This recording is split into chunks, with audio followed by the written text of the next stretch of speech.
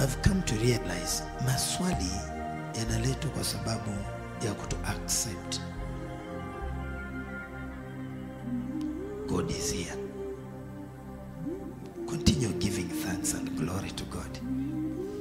Mtu anayeelewa mali anatoka na mali anaenda, ananga maswali yako na majibu, akishukuru na kumwinua Mungu, mwambie Bwana asante, thank you for this I'm going through, because the outcome will be good. Mwovu upigana na watu kwa sababu nia si kuwanyang'anya walicho nacho, nia ni kupanda mbegu yake ya uchungu. Maana anajua akishakukalisha kwa kiti cha uchungu, anajua amekumaliza.